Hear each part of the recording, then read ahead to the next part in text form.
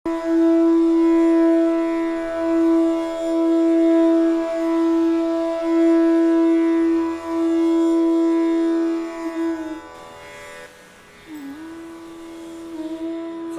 त शक्तिको उपासना नगर्ने संसारमा कुनै पनि प्राणी शक्तिको उपासना नगरिकन बाँच्न सक्दैन। चाहे त्यो योग मार्गमा लागेको योगी होस्, चाहे भौतिक विषयको खोजी गर्ने भोगी होस्, चाहे त्यागी होस्, चाहे सङ्ग्रह गर्ने व्यक्ति होस्, कुनै पनि विधामा लागेको व्यक्ति सबैलाई आफ्नो काम गर्नका लागि शक्तिको आवश्यकता पर्दछ। त्यही भएर सारा मान्छेहरू, संसारका सारा प्राणीहरू शक्तिका उपासक हुन् र शाक्त हुन्। यो हिसाबले हेर्दाखेरि जसरी भोग गर्नका लागि इन्द्रियमा शक्ति आवश्यकता पर्दछ, त्यसै गरी योग गर्नका लागि पनि मनमा एकाग्रताको शक्ति आवश्यकता पर्दछ। सङ्ग्रह गर्नलाई शक्ति चाहिए जस्तै त्याग गर्नका लागि पनि शक्ति चाहिन्छ। सामर्थ्य भएन भने, शक्ति भएन भने संसार त्याग्न विमुख भएर कन्दरामा तपस्या गर्न पनि सकिँदैन। सबै प्राणीहरू सबै शक्तिका उपासक हुन् र आदिशक्ति भगवती जगत जननी माताको उपासना गर्ने यो नवरात्रको पवित्र अवसर हो। नवानाम रात्रिनाम समाहारः नवरात्रम। 9वटा रात्रिहरूको समाहारलाई नवरात्र भनिन्छ। रात्रि शब्दको तिथि भन्ने अर्थ गर्नुपर्छ। 9वटा तिथिहरूको समाहार, किनभने कहिलेकाहीँ तिथि क्षय भएर 8वटा रात्रिमा नै नवरात्र सकिन्छ। कहिलेकाहीँ तिथि बढेर 10 रात्रिसम्म नवरात्रको समय पुग्छ। जे होस्, 9वटा तिथिहरू त्यसमा विद्यमान नै रहन्छन् र 9 तिथिहरूको समूह भन्ने बुझिन्छ। तर सबै 9 तिथिलाई नवरात्र भनिँदैन। हाम्रा ऋषिहरूले आफ्नो आर्षद प्रज्ञाबाट शक्तिको उपासना गर्ने वर्षभरिका विशेष 9 तिथिहरूलाई नवरात्रको संज्ञा दिनुभएको छ, जसमध्ये 2टा प्रसिद्ध नवरात्र छन्। एउटा शारदीय नवरात्र, अर्को वासन्त नवरात्र। शारदीय नवरात्र यो आश्विन नवरात्र हो। आश्विन शुक्ल पक्षको प्रतिपदादेखि नवमीसम्मको तिथिलाई शारदीय नवरात्रको रूपमा हामी मान्छौँ भने चैत्र शुक्ल प्रतिपदादेखिको 9 दिनलाई वासन्त नवरात्र, जसमा श्रीराम नवमी चैते दशैँको सन्दर्भ जोडिन्छ। यी 2टा नवरात्र प्रसिद्ध छन्। सप्तशतीमा पनि 2टा नवरात्रको प्रसिद्ध रूपमा उल्लेख भएको छ। शरत्काली महापूजा, प्रियति याचवार्षिकी। अरू 2 नवरात्रलाई अलि गोप्य, अलि गुप्त नवरात्रको रूपमा व्याख्या गरिएको छ, जसमध्ये एउटा आषाढ शुक्ल पक्षको प्रतिपदादेखि 9 दिनको तिथि आषाढ नवरात्र हो भने अर्को माघ शुक्ल प्रतिपदादेखिको 9 दिन त्यो माघ महिनाको नवरात्र हो। यी 2 नवरात्रलाई गुप्त नवरात्रको नाम पनि दिएको पाइन्छ। माघ मासको नवरात्र विद्याको उपासनासँग सम्बन्धित छ। त्यही भएर श्री पञ्चमीको अवसर त्यसमा बीचमा पञ्चमीको तिथिमा श्री पञ्चमीको समय आउँछ। विशेष गरी विद्याका साधकहरूले माघ महिनाको नवरात्रलाई उपासना गर्ने प्रचलन देखिन्छ। त्यस्तै विभिन्न नवरात्रहरूमध्ये विशेष गरी शक्ति प्राप्तिका लागि र पहिले राजाहरूको विजय यात्रा समितिको रूपमा विजय यात्रा गर्ने, शक्ति प्राप्त गर्ने, विजय प्राप्त गर्ने, शत्रुहरूमाथि जय हासिल गर्ने यो शक्ति प्राप्तिको विशेष उपासनाको अवसर शारदीय नवरात्रको यो अवसर हो। र अहिले शारदीय नवरात्रको अवसरमा प्रतिपदाको आज यो आरम्भ दिन हो र र भगवती शक्तिको दुर्गा शब्दसितलाई आधार बनाएर शक्ति उपासनाको चिन्तन मनन हामीहरू गर्न लागिरहेका छौँ। नेपाल शक्तिको देश हो, शिव र शक्तिको क्रीडाभूमि हो। शिव र शक्तिको देश भनेर नेपाललाई बुझिन्छ। किन भन्दा हिमालय क्षेत्र अनादिकालदेखि शिव र शक्तिको क्रीडास्थल हो। त्यसमा स्वयं भगवती जगतजननी आद्या जगदम्बा माता पार्वतीको उत्पत्ति भएको यो क्षेत्र हो, यो देश हो, यो स्थान हो। र भगवान शिव र शक्तिले क्रीडा गरेर विचरण गरेर पवित्र बनाएको त्यो हिमालयको पर्वतको श्रृङ्खला टाकुरा। संस्कृत साहित्यका महाकवि कालिदास हिमालयको पवित्रतालाई सङ्केत गर्दै अस्त्युत्तरस्यां ऋषिदेवतात्मा हिमालयो नाम नगाधिराजः पूर्वापरौ तोयनिधि बगाइय स्थितः पृथिव्या इव मानदण्डः भनेर देवतात्माको रूपमा हिमालयको उल्लेख गर्दै स्वयं साक्षात् देवताको रूपमा आस्था व्यक्त गरेको पाइन्छ। जबकि उज्जैनमा जन्मेका कालिदास, तर हाम्रो यो पवित्र हिमवत खण्ड, यो नेपालको धरती, यो हिमालको श्रृङ्खला भगवान शिवको वासस्थान भएको हुनाले स्वयं देवतात्मा छ। चाहे पहाडमा बस्ने होस्, चाहे हिमालमा बस्ने होस्, चाहे तराईमा बस्ने होस्, उत्तर दक्षिण पूर्व पश्चिम कहीँ पनि संसारभरि हिन्दूहरू विद्यमान छन् भने देवतात्मा हिमालयलाई भगवान शिव र पार्वतीको स्थलको रूपमा सम्मान गर्दछन्। त्यो देश पशुपतिनाथद्वारा संरक्षित, राष्ट्रदेव पशुपतिनाथद्वारा परिपोषित परिपालित हाम्रो मातृभूमि नेपाल शक्तिको क्षेत्र हो, शक्ति उपासकहरूको देश हो। र हाम्रा वंशावलीहरूमा, हाम्रा नेपालका प्राचीन आख्यानहरूमा हेर्ने हो भने यस्ता तन्त्र साधकहरू, यस्ता शक्तिका विशेष उपासकहरू भएको घटनामा हामी पाउँछौँ, जसले देवताहरूलाई बाँधेर, उडिरहेका देवताहरूलाई बाँधेर, भैरवहरूलाई बाँधेर, आकाश भैरव, काल भैरव जस्ता विशेष देवताहरूलाई पनि बाँधेर आफ्ना मठ मन्दिरहरूमा राखेको। तलेजु भगवतीसँग राजाले पासा खेल्थे अरे भनेर इतिहासमा पाइन्छ। भगवतीसँग पासा खेल्ने, कोही भगवतीसँग खड्ग सिद्धि गरेर देश विजय गर्ने, कोही देवताहरूसँग प्रत्यक्ष संवाद गर्ने, देवताहरूले विचरण गर्ने, देवताहरूका पुत्र रहने,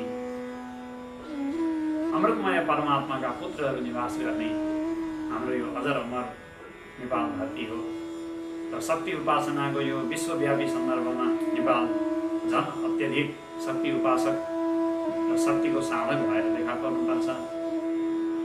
यो सन्दर्भलाई पनि जोडेर हामीहरू सबै यो नवरात्रको अवधिभरि अत्यन्त शक्तिको साधक भएर, उपासक भएर जगदम्बा भगवती जो चिन्मयी हुनुहुन्छ, हामीभित्र चेतन शक्तिको रूपमा, चेतनाको रूपमा हृदयभित्र पस्नु भएको छ।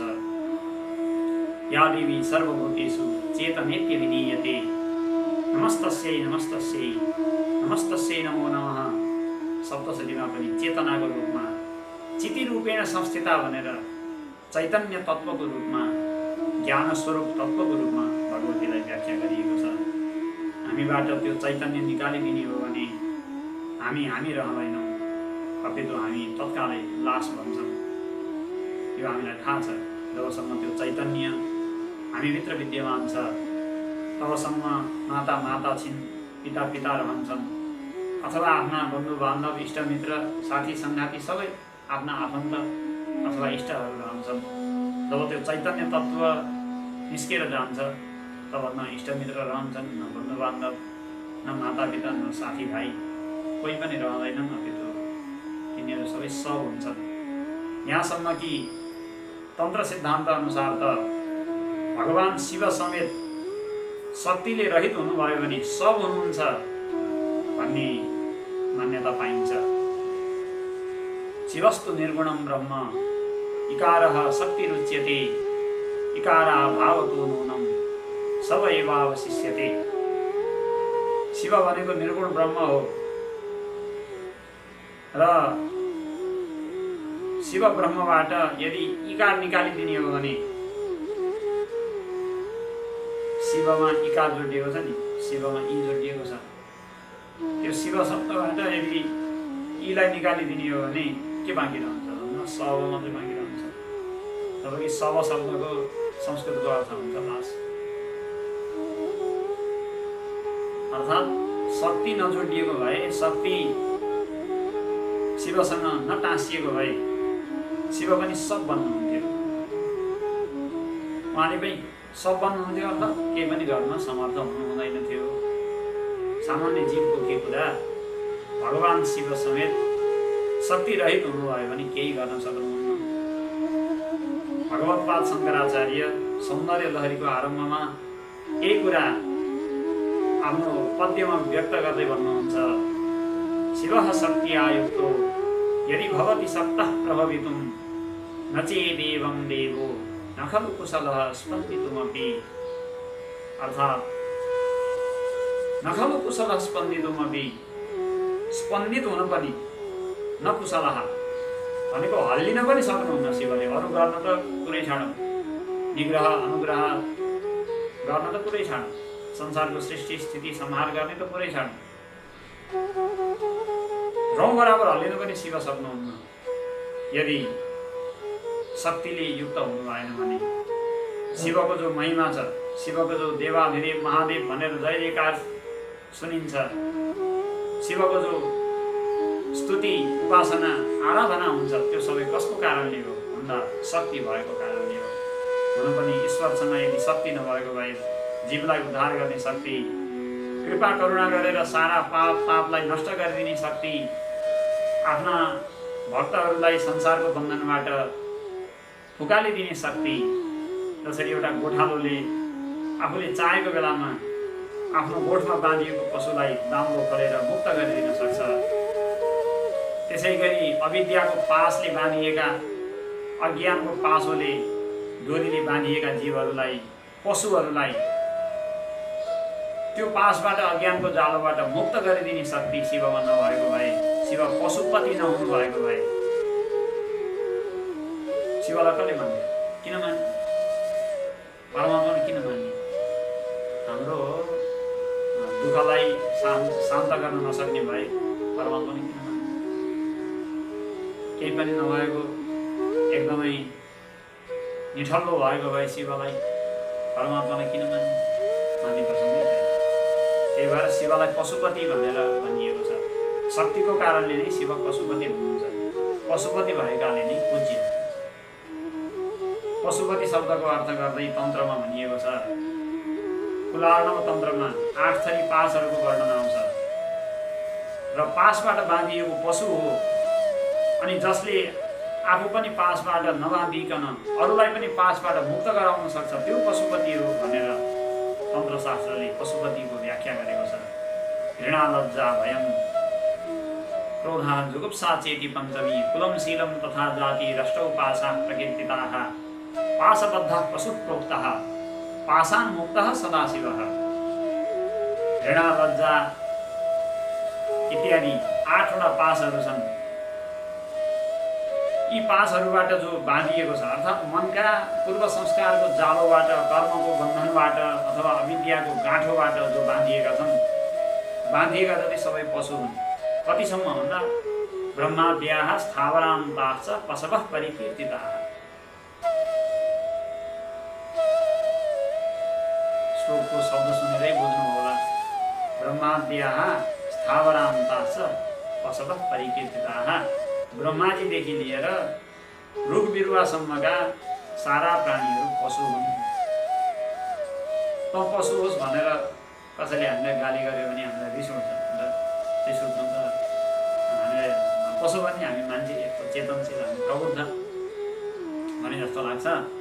तर शास्त्र दृष्टिले भन्ने हो भने ब्रह्माजीदेखि लिएर सारा देवताहरूलाई पशु भनेर भनिएको छ।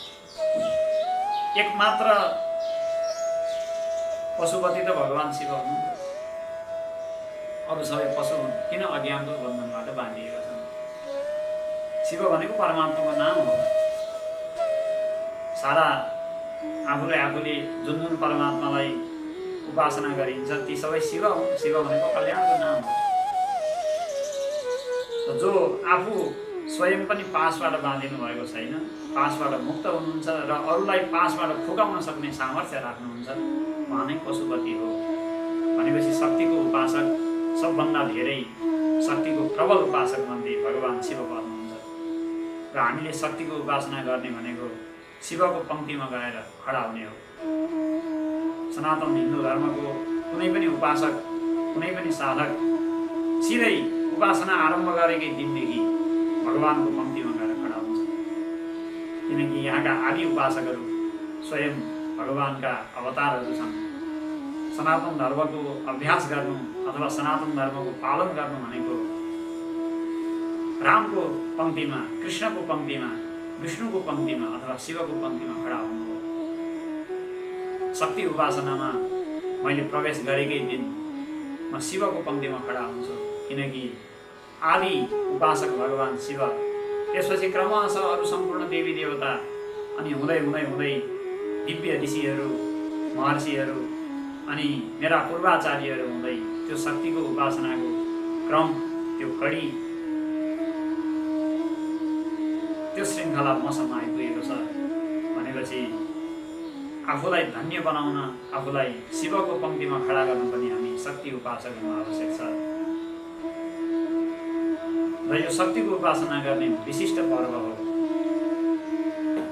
विशेष साधकहरूले नवरात्रको अवसरको महत्त्व बुझेका हुन्छन् र आफ्नो सबै थरी भौतिक सिद्धिका लागि अथवा आध्यात्मिक सिद्धिका लागि, भौतिक सम्पत्ति प्राप्त गर्नका लागि अथवा दैवी आध्यात्मिक सम्पत्ति प्राप्त गर्नका लागि शक्तिको उपासना गर्दछन्।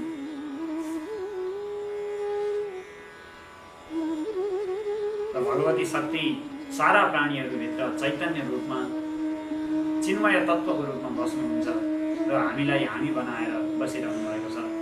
हामीले नचाहेर पनि, हामीले नजानेर पनि हामीहरू शक्तिका उपासक हौँ। एक कुरा सप्तशतीको रहस्य चिन्तन गर्ने क्रममा अब 9 दिनसम्म अभिव्यक्त हुँदै जानेछ। र अब सप्तशतीकै साङ्गोपाङ्ग चिन्तन गर्ने समय त्यतातिर हामी प्रवेश गरौँ बिस्तारै। आज प्रथम दिन हो र आज कतिसम्म सप्तशतीमा प्रवेश गर्न सकिन्छ हामीहरू प्रवेश गर्नेछौँ। सबभन्दा पहिला षडङ्ग पाठ गर्ने सप्तशतीको चलन छ, शास्त्रको विधान छ। यहाँहरूलाई सबैलाई ज्ञान नै होला। षडङ्ग पाठ भनेको सुरुमा कवच, किलक, अर्गला अनि अन्तिममा 3टा रहस्य र बिचमा रात्रि सुक्त र देवी सुक्तले सम्पूर्ण गर्ने र फेरि नवार्णले सम्पूर्ण गर्ने। यसरी विधिपूर्वक सप्तशतीको पाठ विधिलाई जानेका वेदाध्यायी ब्राह्मणहरूले नियमित रूपमा गर्ने गर्नुभएको छ। आज प्रातःकाल आश्रमको पेजबाट नै सप्तशती अनुष्ठानको प्रत्यक्ष प्रसारण भएको थियो। त्यसमा पनि यहाँले हेर्नुभयो होला। अब सुरुमा कवच, किलक र अर्गला, कवच, अर्गला र किलक, यी 3टा अङ्गहरू सुरुमा पाठ गर्नुपर्छ। कवच, अर्गला र किलक। अब शब्दको व्याख्या गर्न सम्भव नभएको हुनाले मैले संक्षेपमा यसको सारांश बताउँदैछु। कवच भनेको युद्ध गर्न जाँदाखेरि योद्धाले शरीरको रक्षा गर्नलाई धारण गर्ने चिजलाई कवच भनिन्छ। अहिले जसरी आधुनिक युद्ध सामग्रीहरूमध्ये गोली नछिर्ने बुलेट प्रुफ ज्याकेट भन्छन्, यस्ता साधनहरू, यस्ता सामग्रीहरू जसले शत्रुको आक्रमणबाट आफूलाई जोगाउने, रक्षा गर्ने, त्यसलाई कवच भनिन्छ। र दुर्गा सप्तशतीको दुर्गा कवचको पाठ गर्नाले विभिन्न थरी दुर्गुणहरूबाट, दोषहरूबाट, रोगबाट, भयबाट, आपत्तिबाट वेदनाहरूबाट आफूलाई जोगाउन सकिन्छ भन्ने अर्थमा पनि कवच भन्ने नाम सार्थक छ।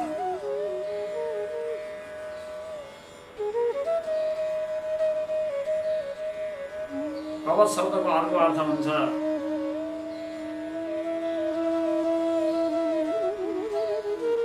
दुईटा खप्टा भएको ढोका हुन्छ नि, एक एकवटा खपटालाई कवच भनिन्छ। दुई फ्याके ढोका हुन्छ नि,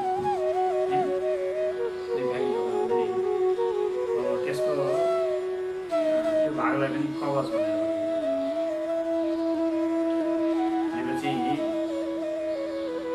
कवच भनेको के त भन्दाखेरि दुर्गा तत्त्व अथवा दुर्गा सप्तशतीको उपासनाद्वारा जो सामर्थ्य प्राप्त हुन्छ त्यसलाई जोगाएर राख्नका लागि, त्यसलाई धारण गर्नका लागि त्यसलाई सुरक्षित राख्नुपर्छ, बन्द राख्नुपर्छ।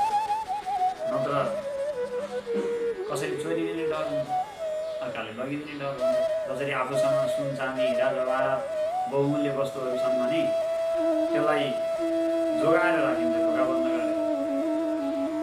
बैङ्कमा पनि लकरभित्र पैसा राखेको हुन्छ, त्यस्तै ढोकाको खाप्टो लगाएर बन्द गरेर सप्तशतीको साधनाको शक्तिलाई, ऊर्जालाई साधकले आफूभित्र रक्षा गर्नुपर्छ। त्यसका लागि पनि कवचको पाठ गर्नुपर्छ। र अर्गला भनेको, अर्गला शब्दको अर्थ हुन्छ आगो। अर्गला शब्दको अर्थ हुन्छ आगो। जसरी ढोका लगाएर मात्रै हुँदैन, ढप्काएको मात्रै ढोका छ भने अर्काले घरक्क खोलिहाल्छ, त्यसलाई आगो लगाइयो भने बन्द हुन्छ त्यो। त्यसै गरी कवचले सुरक्षित गरेको सप्तशतीको साधनाको ऊर्जालाई अर्गलाले आगो लगाएर अझै सुरक्षित गर्ने। र किलक भनेको काँटी अथवा चुकुल, चुकुल लगाएर अझै बलियो पार्ने र आफूभित्रको साधनाको सामर्थ्यलाई, ऊर्जालाई अत्यन्त गोपनीय र सुरक्षित राख्ने। यसरी कवच, अर्गला र किलकको एउटा महत्त्व छ। र अर्को सन्दर्भमा कवचलाई बीज, अर्गलालाई शक्ति र किलकलाई किलक भनेर पनि व्याख्या गरिएको छ। र अर्गला भनेको सिद्धिको प्रतिबन्धक पापलाई अर्गला, सिद्धि प्रतिबन्धकम पापम अर्गला, तन्नाशकत्वात् स्तोत्रमपि अर्गला। जो सप्तशतीको उपासनाको सिद्धिलाई प्रतिबन्ध गर्ने, रोक्ने पाप नै अर्गला हो र त्यसलाई नाश गर्ने भएको हुनाले स्तोत्रलाई पनि अर्गला स्तोत्र भनिन्छ भनेर पनि व्याख्या गरिएको छ। यसरी कवच, किलक र अर्गलाको पाठ गर्नुपर्ने विधान छ। कवचमा दुर्गाका 9वटा नाम, नवदुर्गा भनिन्छ। नवदुर्गाका नामहरू आएका छन्, जसको संक्षिप्त रूपमा अर्थविचार हामीहरू गर्छौँ। प्रथमं शैलपुत्री च, द्वितीयं ब्रह्मचारिणी, तृतीयं चन्द्रघण्टेति, कुष्माण्डेति चतुर्थकम्, पञ्चमं स्कन्दमातेति, षष्ठं कात्यायनीति च, सप्तमं कालरात्रीति, महागौरीति चाष्टमम्, नवमं सिद्धिदात्री च, नवदुर्गाः प्रकीर्तिताः। भगवतीका नवदुर्गाका 9वटा स्वरूपहरूमध्ये पहिलो स्वरूपलाई शैलपुत्री भनिन्छ। शैलस्य पुत्री, शैलपुत्री। भगवतीको पहिलो स्वरूप भनेको पर्वतको पुत्रीको रूपमा पार्वती भनेको स्वरूप हो। नेपालमा पर्वत भन्ने एउटा जिल्ला नै छ। पर्वत जिल्लामा ठुलो गुफालाई पार्वती गुफा भनेर पनि बताइरहेका छन्। सायद त्यही गुफाको परिसरमा कतै पार्वतीको जन्म भएको हो कि नेपालले यही गुफामा पार्वती जन्मेको हो भनेर भन्न मात्रै पो बाँकी रहेको हो। भन्न पाएदेखि नेपालमा यो पार्वतीको जन्म भएको ठाउँ हो, यही ठाउँ हो भनेर भन्न पाए संसारभरिका सारा शक्ति उपासकहरू पार्वतीको जिल्ला, पार्वतीको देश, पार्वतीको स्थान भन्दै दर्शन गर्न आउँथे कि।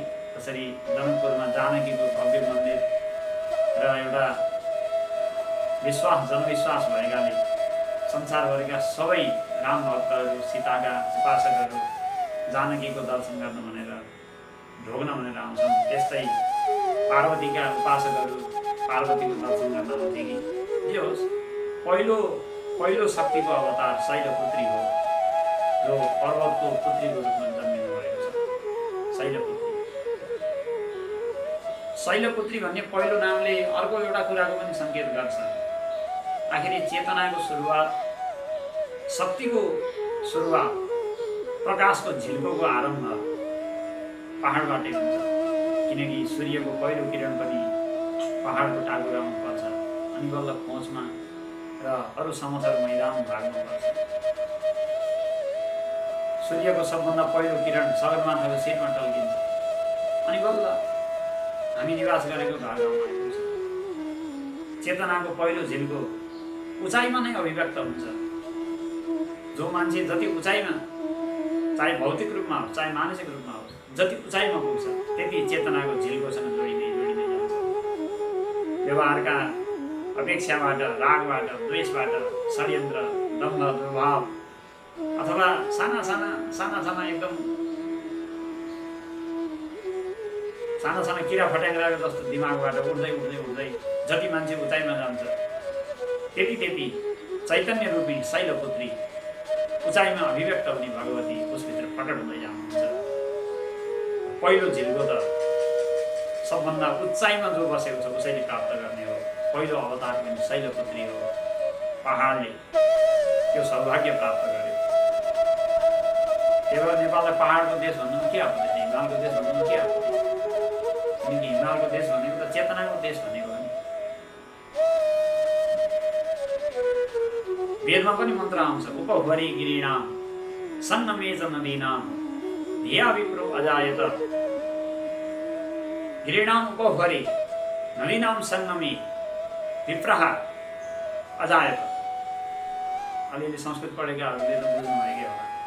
गिरिनाम भनेको पहाडहरूको शिखरहरूमा र नदीहरूका दोभानहरूमा बुद्धि, धिया भनेको बुद्धिले युक्त भएको, विप्रः वेदाध्यायी, पहिलो पुस्ता, पहिलो चेतनाको झिल्को लिएको वर्ग, जसलाई ब्राह्मण भन्ने नाम दियो त्यो बेलामा।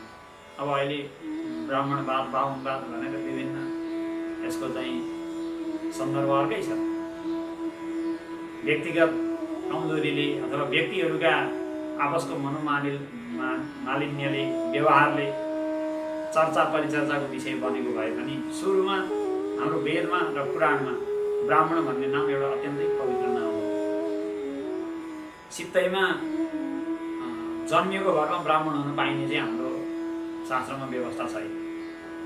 त्यो चाहिँ कर्म गर्न नपर्ने, तपस्या गर्न नपर्ने, भोग विलासमा चुर्लुम्म घाँटीभन्दा अझै तलसम्म डुब्यो भने अनि तैपनि ब्राह्मण भइरहनु पाइने भन्ने व्यवस्था चाहिँ शास्त्रमा छैन। तपस्या नगरिकन सित्तैमा ब्राह्मण हुन पाइँदैन। वेदाध्ययन नगरिकन, ज्ञानका लागि शरीर नसुकाइकन, हाडछाला नसुकाइकन सित्तैमा ब्राह्मण हुन पाइँदैन हाम्रो प्राचीन मर्यादा अनुसार। यस्तो ऋषिहरू सबै तपस्वी, सबै गुफावासी, ठुला सम्पत्ति कमाएर मल छडाएर को ऋषि हिँडेका थिए।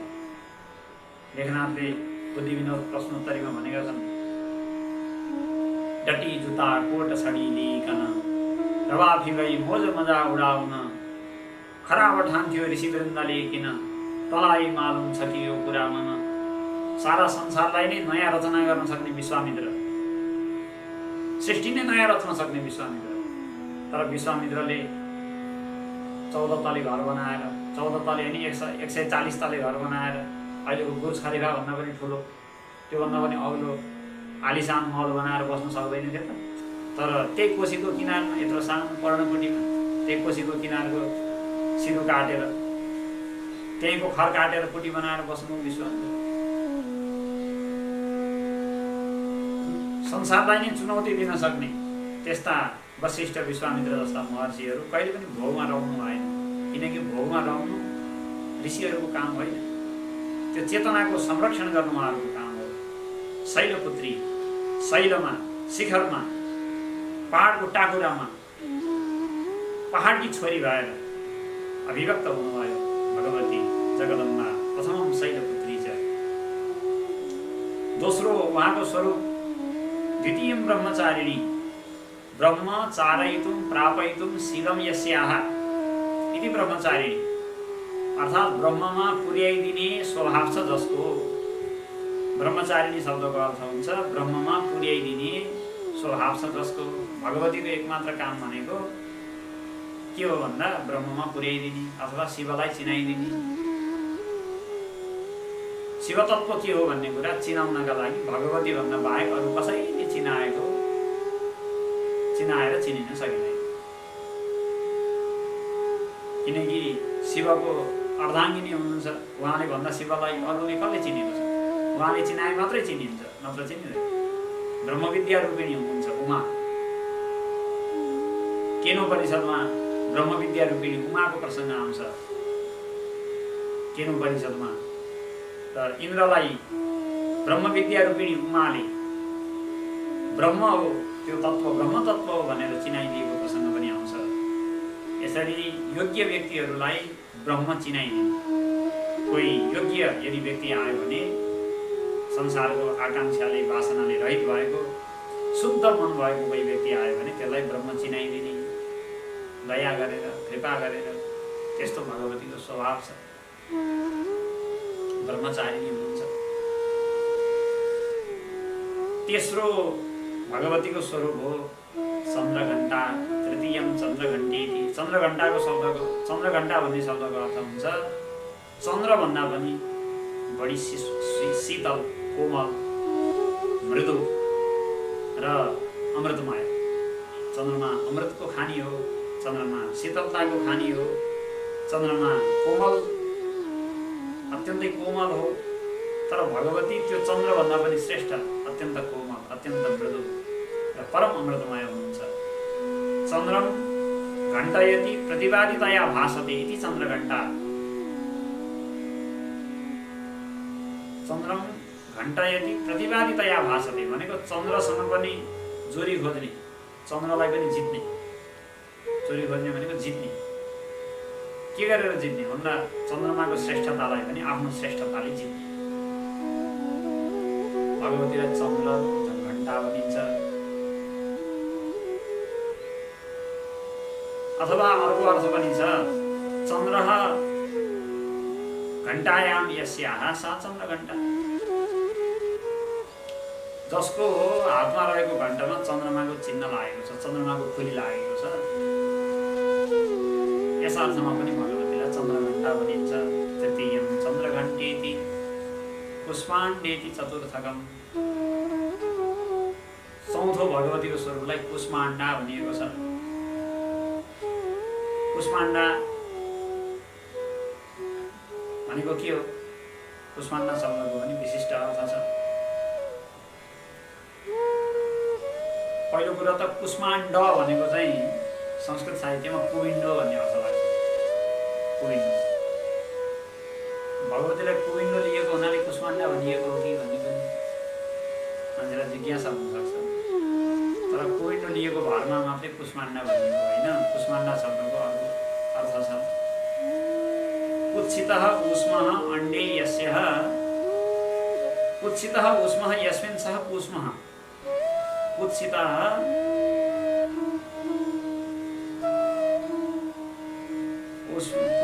उष्मा यस्मिन् सः कूष्मः संसारः। कुत्सित छ, तीन तापले कुत्सित भएको छ, जसको जलनशील छ, जो अत्यन्तै जलाउने खालको छ। तापै तापले आकुल व्याकुल भएको संसारलाई नै कूष्म भनिन्छ। सह अण्डे उदरे यस्याः सा कुष्माण्डा। अर्थात् तीनै तापले आकुल व्याकुल भएको सम्पूर्ण संसार जसको पेटभित्र छ। अर्थात् सारा संसारको तापलाई जसले निल्दिन सक्नुहुन्छ, खाइदिन सक्नुहुन्छ, नाश गरिदिन सक्नुहुन्छ भन्ने अर्थ कुष्माण्डा भन्ने शब्दको रहेको छ। त्यसै गरी स्कन्द माता, स्कन्दस्य माता, स्कन्द माता पाँचौं देवीको स्वरूप हो स्कन्द माता। स्कन्द भनेको कुमार, कार्तिकेय जो हो पार्वती पुत्र कुमार स्कन्द कार्तिकेय प्रसिद्ध नै छन्।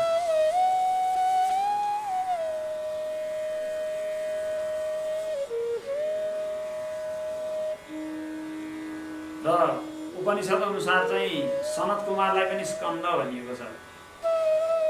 सनत कुमार तम स्कन्द इति आचक्ष्यते, तम स्कन्द इति आचक्ष्यते। उपनिषदमा प्रसङ्ग आउँछ, सनत कुमारलाई स्कन्द भनिन्छ। प्रसिद्ध कथा छ, एकचोटि सनत कुमार ध्यानमा ब्रह्म समाधिमा लीन भएर कहीँ बसिरहनु भएको रहेछ।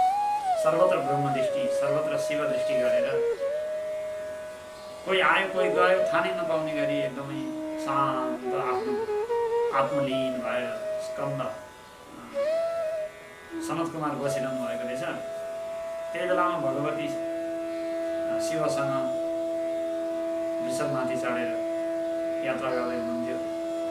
जाने क्रममा एउटा छाडीमा यसो वनभित्र ऋषि बसेर लीन भएर बसिरहनु भएको देखियो। अब ब्रह्म समाधिमा लीन हुनुहुन्थ्यो। ब्रह्म समाधिमा लीन भएको मान्छेलाई आँखा खोले पनि ब्रह्म, आँखा बन्द गर्दा पनि ब्रह्म, सर्वत्र ब्रह्म दृष्टि थियो। उहाँलाई आएको गएको केही भानै नहुने। भगवतीको सवारी भयो, शिव आउनुभयो, भगवती पनि अगाडि आइपुग्नु भयो। सनत कुमार उठ्दैन, स्वागत पनि भन्दैन। अहो भगवान् शिव, भगवती जगदम्बा भनेर प्रणाम गर्नुपर्ने उठेर के पनि गर्दैन।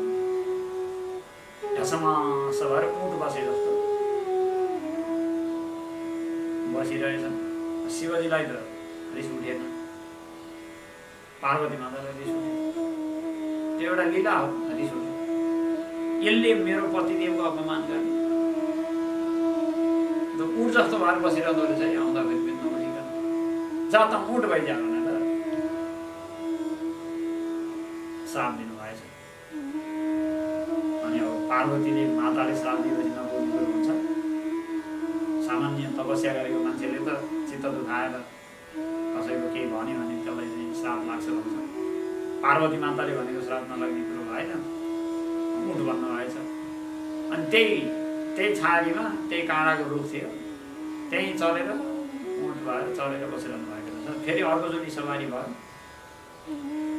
आनन्दसँग ढप्प ऊट बनेर मजासँग काँडा खाएर चपाएर उघ्राएर मजा खुब खुसी भएर बसिरहनु भएको रहेछ सनत कुमार।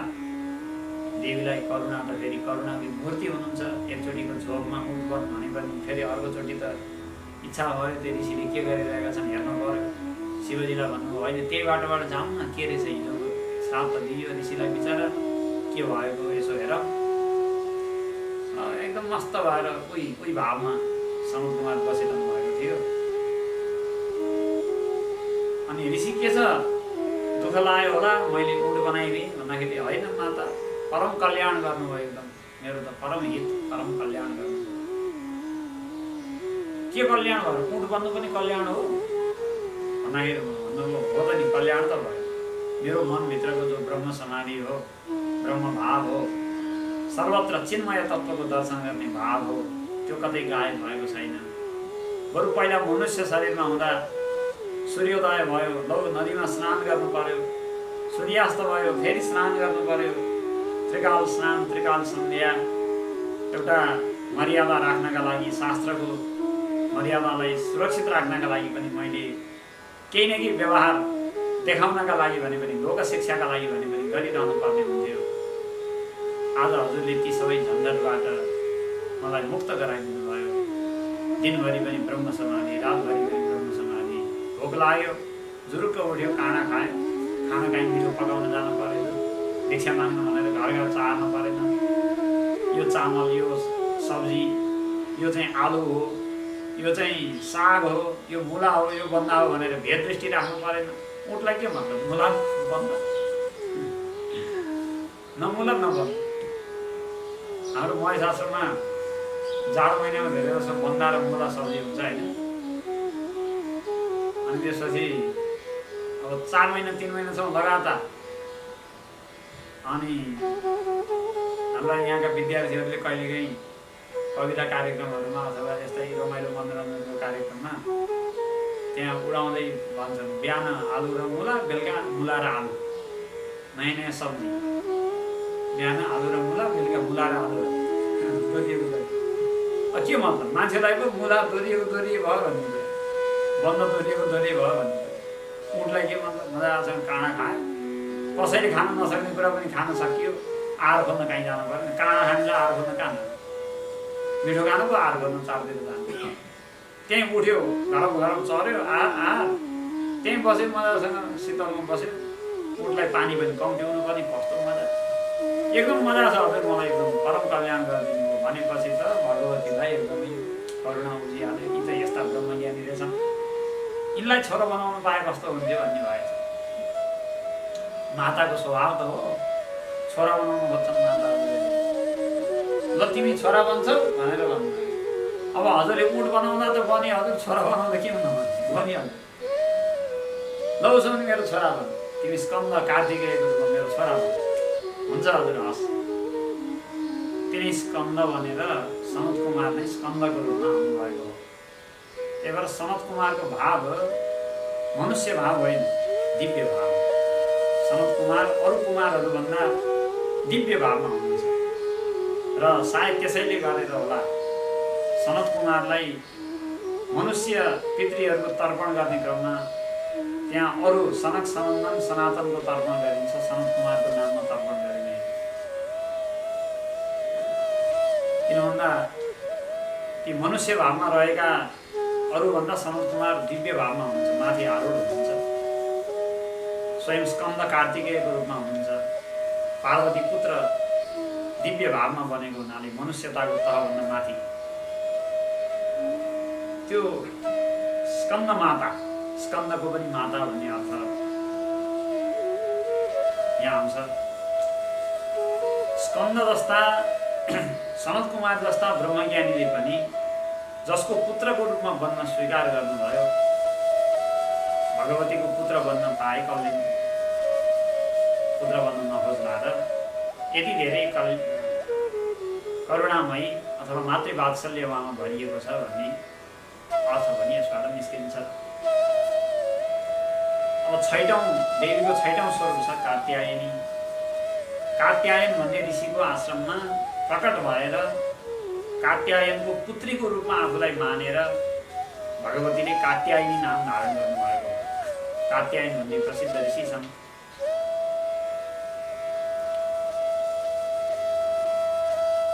तृतीय चरित्र जो उत्तम चरित्र भनेर भनिन्छ, त्यहाँ नारायणी सुक्त,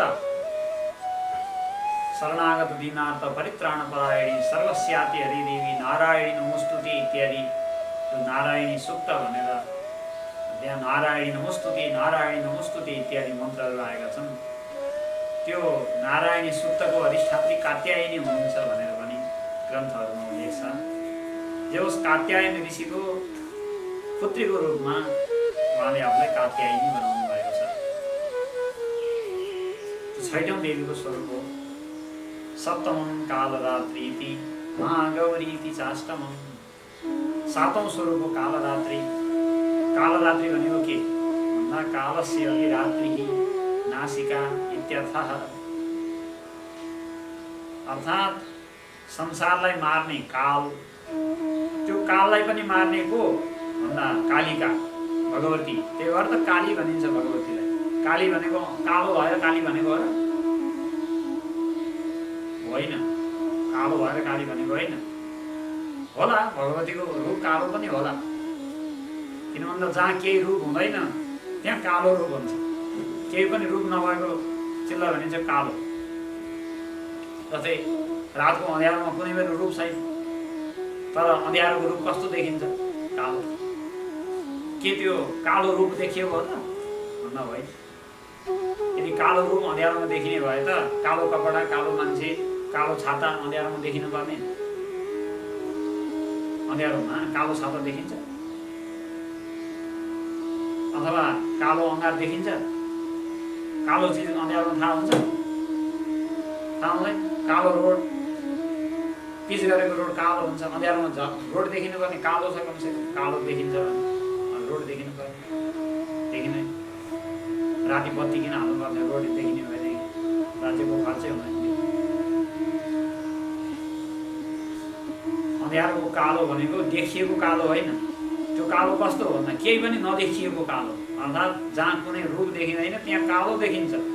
त्यस्तै भगवती पनि रूपरहित निर्गुण ब्रह्मस्वरूपिणी भएकीले सारा रूप नाम रूपको सीमाभन्दा माथि भएको हुनाले भगवती कालो देखिनु भएको छ, काली हुनुहुन्छ। त्यो कालोपन के को कालोपन हो भन्दा सम्पूर्ण चिजको संहार भएको कालोपन, जहाँ कुनै नाम कुनै गुण कुनै रूप छैन, यहाँसम्म कि स्वयं काल पनि छैन। संसारलाई त कालले नष्ट गर्यो, सारा संसारको प्रलय भयो, तर अन्तिममा त्यो समय पनि जहाँ गएर प्रलय हुन्छ। काल भनेको समय, समय पनि जहाँ गएर सकिन्छ, समयको पनि जहाँ गएर समाप्ति हुन्छ। त्यो चिद्रूपिणी भगवती जसमा देश काल समयको विभाजन छैन, जो सर्वमय सर्वव्यापी सर्वस्वरूपिणी हुनुहुन्छ। अद्वितीय भएपछि समयको बन्धन चल्दैन। जब दुई चिज हुन्छ तब मात्रै समय हुन्छ। आफू मात्रै अद्वितीय भएपछि समय छैन। समय भनेको वस्तुहरूको परिवर्तनको अवधि त हो। जब अद्वितीय तत्त्व मात्रै छ, वस्तु नै छैन भने त्यो वस्तुको परिवर्तनको अवधि हुने कुरो भएन, समय हुने कुरो भएन। आखिरी हामीले मापन गर्ने जो समय छ त्यो भनेको त परमाणुहरूको प्रकाशका कणहरूको एउटा परिवर्तन हुने समय अवधि त हो समय भनेको। प्रकाशका कणहरू फोटोन कण भनेर अहिले वैज्ञानिकहरूले नाम राखेका छन्, अथवा परमाणुका कणहरूको परिवर्तन हुने, एक आफ्नो स्वरूपलाई छोडेर अर्को रूपमा प्राप्त हुने त्यो क्षणको परिवर्तनको अवधिलाई हामी समय भनेर बुझ्छौँ। जहाँ अद्वितीय आत्माभन्दा बाहेक कुनै तत्त्व नै छैन त्यहाँ कुन वस्तुको परिवर्तन हुने, अनि त्यो परिवर्तनबाट सुरु भएको समय कहाँबाट हो? काल पनि नाश हुने ठाउँ कालरात्रि। काललाई कसैले जित्न मन लाग्यो भने कालीको उपासना गर्नु, कालरात्रिको उपासना गर्नु। अब देख्दा डर लाग्दो त लाग्छ, तर त्यो बाहिरको डर लाग्दो हो, भित्रको चाहिँ डर लाग्दो होइन। एकजना प्रसिद्ध कालीका भक्त रहेछन्, भगवतीले भयानक अनुहारमा दर्शन दिनुभयो। अनि तिनी एकदम आश्चर्यका साथ उत्सुकताका साथ हाँसी गीतिआए जस्तो गरेर। अनि भगवतीले सोध्नुभयो, यो भक्तहरूको जीवनीमा पाइन्छ, यो भक्तकै दृष्टान्त हो, भएकै घटना हो। भगवतीले सोध्नुभयो, किन मलाई गीतिआए जस्तो गरेर हाँसी छे? डर लाग्नु पर्ने यस्तो भयानक मुन्डमाला भराएको यो दश पादा दश भुजा है, यस्तो भयानक आकृति देखिएको, त डराउनु पर्छ, किन डराइनस् भनेर सोद्धाखेरि के को डराउनु हजुर? बाघसँग त अरू न डराउँछन्, डमरू कहाँ बाघसँग डराउँछ? बगिनीसँग अरू प्राणीहरू डराउँछन्, मृगका बच्चाहरू पाठाहरू डराउँछन्, अथवा अरू पशु पक्षी डराउँछन्। बगिनीसँग डमरू डराउँछ? चितो छ बगिनीलाई, मलाई दुध पिला छिटो, भोक लाग्यो भने। बगिनी हैरान खेलाउँछ डमरू, किन डराउनु? म डराउनु भन्नु। अनि मलाई किन गिज्याएर हाँसेको जस्तो चाहिँ उपहास गरे जस्तो हाँसेको छ भन्दाखेरि उसले भनिदिएछ, हजुर साह्रै हजुर त गाह्रो छ होला भन्ने सम्झेर हाँसेको। के भन्दाखेरि अब जाडोको समय आउँदैछ, हामीलाई त रुगाखुकी लाग्यो भने नाक पुछेको गर्नुपर्छ। हाम्रो त एउटै अनुहार एउटै नाक छ, पुछ्न सजिलो छ। हजुरको त टाउको धेरै, अनुहार धेरै, नाक पनि धेरै, रुगाखुकी लाग्यो भने के हालत होला हजुरको भन्ने सम्झेर हाँसेको के लाग्छ? अब त्यस्तो भक्तसँग कालीको के लाग्यो? जति डराएको अनुहार देखायो भने नडराउने भने के लाग्छ? कालरात्रि कालीका उपासकहरू कालसँग डराउँदैनन्, किनकि काललाई पनि नाश गर्ने भगवती साथमा हुनुहुन्छ, कालीका साथमा हुनुहुन्छ। सातौं भगवतीको स्वरूप हो कालरात्रि। महागौरी ती चाष्टमम, आठौं स्वरूप छ महागौरी। अब काली मात्रै कति भएनन्, गौरी पनि भइदिनु भयो महागौरी। एकचोटि भगवान् शिवले काली भनेर भन्नुभएछ। हुन चाहिँ अझै काली भन्ने अलिकति प्रेमको शब्द पनि मानिन्छ, काली भनेर भन्नु। तैपनि मलाई सधैँ काली काली भनेको सुन्दाखेरि मलाई काली भनेर खिच्यो नि भनेर रिस उठ्यो। अब म तपस्या गरेर यस्तो गोरु भइदिन्छु यस्तो गोरु भइदिन्छु, मेरो नामै गोरी भनेर राख्ने बाध्य बनाइदिन्छु भनेर भगवतीलाई झोक चलेछ। त्यसपछि हो तपस्या गर्नु त्यसरी भयानक। अनि ब्रह्माजीको वरदान प्राप्त गरेर गोरी त यस्तो गोरी कि नामै गौरी मात्रै नभएर महागौरी, यस्तो गौरी कि महागौरी, त्योभन्दा गोरु कोही पनि छैन भनेर उपाधि लिएर आउनुभयो। म गोरी भएर आएँ भनेर शिवजीले भन्दिनु ल गौरी आऊ, काली पनि मै हो गौरी पनि मै हो, के फरक भयो, चिज एउटै हो, चिज दुईटा होइन। भगवतीको लीला, शिव र शक्तिको लीला निरन्तर संसारमा चलिरहेको छ। कहिले शिवले जिते जस्तो देखिन्छ, कहिले शक्तिले जिते जस्तो देखिन्छ। यी दुईटा तत्त्व निरन्तर अविनाभाव सम्बन्धमा गाँसिएका छन्, गुन्थिएका छन्। जस्तै माताजीहरू, शक्ति रूपिणी माताहरू प्रवचन श्रवण गर्दै हुनुहोला। नारीलाई त शक्तिको स्वरूप मानेको छ। स्त्री समस्ता सकला जगत स्वरूप, संसारमा जति पनि स्त्री जातिहरू छन् सबै शक्तिका स्वरूप हुन्। र शक्तिका साधकहरूलाई एउटा विशेष निषेध वचन छ कि स्त्री जातिको निन्दा गर्नु हुँदैन भनेर। एउटा नियमै छ कि यदि शक्तिको उपासक हो भने, साधक हो भने स्त्री जाति मात्रको निन्दा गर्नु कसैको। र सबै स्त्रीहरूलाई मातृदृष्टिले हेर्नुपर्छ, आमा देख्नुपर्छ, माता देख्नुपर्छ, अनि बल्ल शक्तिको उपासना सफल हुन्छ। भोग दृष्टि राखेर शक्तिको उपासना, स्त्री जातिमा भोग दृष्टि राखेर, भगवतीमा भोग दृष्टि राखेर अनि शक्तिको साधक कसरी सफल हो? केवल मातृदृष्टि राख्ने आदेश छ। यदि विवाह गरेको व्यक्ति छ भने आफ्नो पत्नीमा बाहेक अरूमा मातृदृष्टि राख्ने, होइन भने संसारभरिका सम्पूर्ण स्त्रीहरूमा मातृदृष्टि राख्ने। पहिलो कल्प त स्त्रियः समस्ता सकला जगत्सु, यो त प्रथम कल्प हो। भनेको संसारमा जगतभरि जति स्त्रीहरू छन् सबै हजुरका स्वरूप हुन्, माताका स्वरूप हुन्। अनि विकल्पको व्यवस्था हो, यदि व्यवहारमा प्रवेश गरिसकेको छ भने आफ्नो पत्नीभन्दा बाहेक अरूमा मातृदृष्टि राख्ने, यो विकल्पको व्यवस्था हो। जे होस्, शक्तिको उपासकका लागि मातृदृष्टि आवश्यक छ। सर्वत्र मातृदृष्टि राखेर भगवतीको उपासना गर्नुपर्छ। शिव र शक्तिको निरन्तर सामरस्य छ, निरन्तर अभेद भावको सम्बन्ध छ। दुईटा मिलेका छन्। जस्तै चुल्ठोको कुरा हुने थियो, माताजीले चुल्ठो बाट्नुहुन्छ। त्यो चुल्ठो बाट्दाखेरि कुन चाहिँ भाग माथि परेको, कसलाई माथि भन्ने, त्यो तिनवटा धर्का मध्ये कुन चाहिँ धर्कालाई माथि भन्ने? किन भन्दा कहिले एउटा माथि, कहिले अर्को माथि, कहिले अर्को माथि। चुल्ठो भनेकै परस्परमा ती तिनवटाको एउटाले अर्कोको माथि, अर्कोको माथि गुन्थिएको नाम हो चुल्ठो। जसरी चुल्ठोमा सबै माथि सबै तल, त्यस्तै शिव र शक्तिको सम्बन्ध पनि त्यस्तै छ। दुईटै माथि पनि छन्, तल पनि छन्। कहिलेकाहीँ भगवतीले कठोर तपस्या गरेर शिवलाई प्राप्त गर्न एकदमै हाड छाला सुकाएर अपर्णा भनेको, पर्ण भनेको पात पनि नखाएर, अपर्णा पात पनि नखाइकन, सुकेको पात पनि खान छोडेर एकदम तपस्या गरेर शिवको उपासना गरिरहेको एउटा शक्तिको स्वरूप देखिन्छ। कहिले भने भगवान शिव नै भुइँमा बसेर आसनको रूपमा बनेर शक्तिले त्यसमाथि पाइला टेकेको भगवतीको स्वरूप देखिन्छ। शिव र शक्तिको सम्बन्ध एउटा विलक्षण छ। कहिले शक्ति शिवको साधक, कहिले शिव शक्तिको साधक। यी दुईटा निरन्तर एकअर्काका साधक हुन्, निरन्तर एकअर्काका उपासक हुन्, निरन्तर एकअर्कासँग अविनाभाव सम्बन्धले सामरस्य भन्छ तन्त्रको भाषामा। समरस भएर घोलिएर मिसिएका छन्। चिनी पानीमा घोलिएर त्यही मिसिए जस्तो, छुट्याएर त्यसलाई निकाल्न नसकिए जस्तो,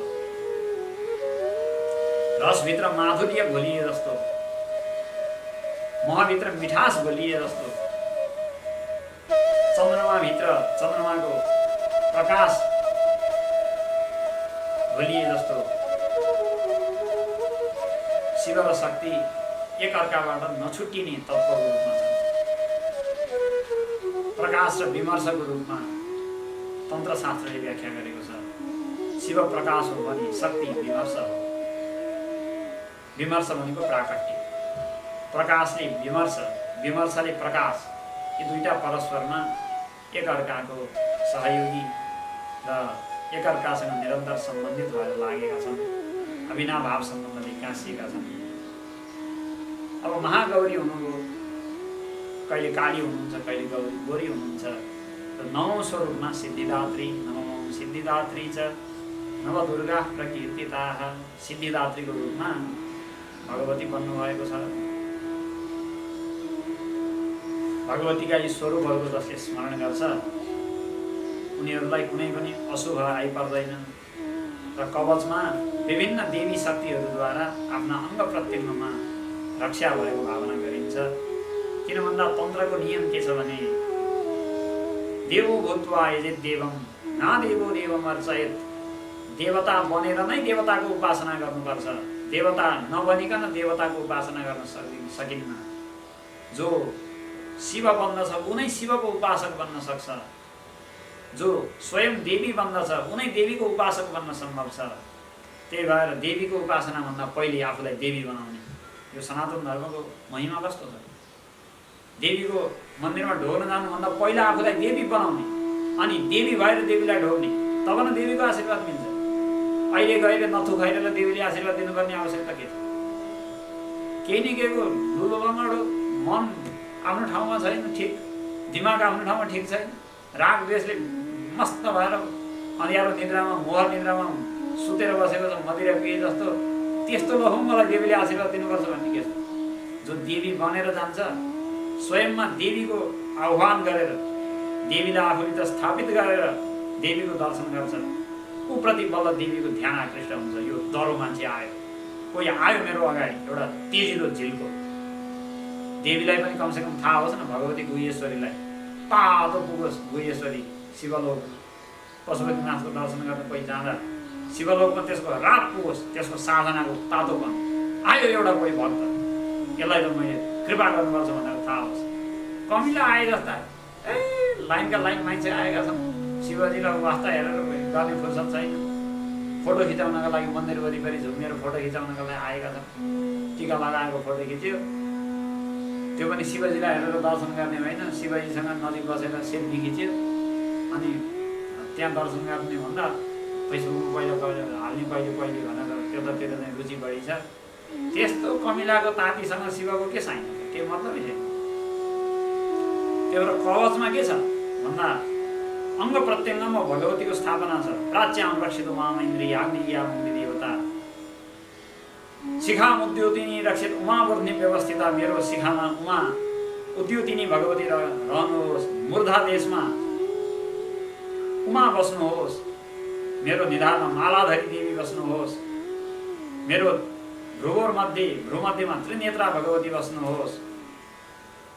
यसरी अङ्ग प्रत्यङ्गमा देवीको निवास होस् भनेर भगवतीको वास गराउने सम्पूर्ण अङ्ग प्रत्यङ्गमा। यसरी जसले आफूलाई भगवतीमय बनाउँछ, कवचको पाठ गर्ने भनेको भगवतीमय बन्ने हो। त्यस्तो भगवतीमय जसले बनाउँछ उसले मात्रै भगवतीको कृपा प्राप्त गर्न सक्छ। त्यस्तै अर्गला स्तोत्रमा पनि रूपम देहि जयम देहि यशो देहि दिशो देहि, मलाई रूप दिनुहोस्, जय दिनुहोस्, यश दिनुहोस् र मेरा द्विषाह भनेको शत्रुहरूलाई जय मारिदिनुहोस् भनेको छ। एउटा सामान्य उपासकका लागि त रूप राम्रो सुन्दर रूप दिनुहोस्, मलाई विजय दिनुहोस्, कीर्ति दिनुहोस्, यश, र मेरा शत्रुहरूलाई मार्नुहोस्, यो प्रार्थना ठिकै छ, राम्रै छ। तर आध्यात्मिक उपासकहरूका लागि पनि यसको महत्त्व छ। मेरो आफ्नो स्वरूप दिनुहोस्, स्वरूप रूप भनेको अनुहार दिनुहोस् भनेको होइन राम्रो, अभी त मेरो आफ्नो स्वरूप दिनुहोस्। मेरो आफ्नो स्वरूपमा म बस्न सकेको छैन, म शत्रु बनिदिएको छु, मित्र बनिदिएको छु, अथवा विभिन्न अपेक्षाको आधारमा त्यो बनिदिएको छु। म आफू चाहिँ बन्न सकेको छैन आफ्नो लागि। कसैको लागि बाउ बनिदिए, कसैको लागि छोरा बनिदिए, कसैको लागि मामा, कसैको लागि भान्जा बनिदिए, र त्यति व्यवहारका कर्तव्यलाई निर्वाह गर्दै त्यति समय त्यता दिँदै आफू बन्ने समय मलाई अहिलेसम्म प्राप्त भएको छैन। अब मलाई आफू बनाइदिनुहोस् भगवती, रूपम देहि आत्मस्वरूपम देहि जयम देहि, मलाई विजय दिनुहोस्, शत्रुसँग भन्दा होइन मेरा इन्द्रियसँग मेरा मनसँग मेरो लडाइँ चलिरहेको छ। मनले एकातिर तान्छ र उपासनाले प्रज्ञाले विवेकले अर्कोतिर तान्छ। त्यो लडाइँमा आजसम्म त मनकै जित भएको हो, इन्द्रियकै जित भएको हो। तर अब हजुरको चरणमा आएको छु, हजुरलाई भोग्न आएको छु, हजुरको पीठमा शिर झुकाउन आएको छु।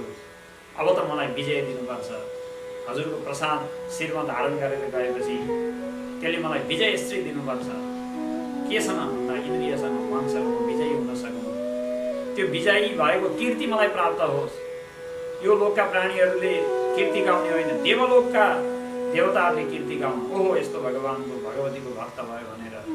र मनभित्र भएका जो काम क्रोध आदि 6वटा रिपुहरू छन्, काम क्रोध लोभ मोह मद मात्सर्य 6वटा शत्रुहरू छन्, ती शत्रुहरूलाई मारिदिनुहोस् भन्ने भावना गरेर अर्गलाको पाठ गर्ने र किलकमा शिवको जो शक्तिको उपासक मध्ये सबैभन्दा पहिलो उपासक हुनुहुन्छ किलकको प्रार्थना पाठ गर्ने साधकले अभ्यास गर्नुपर्छ।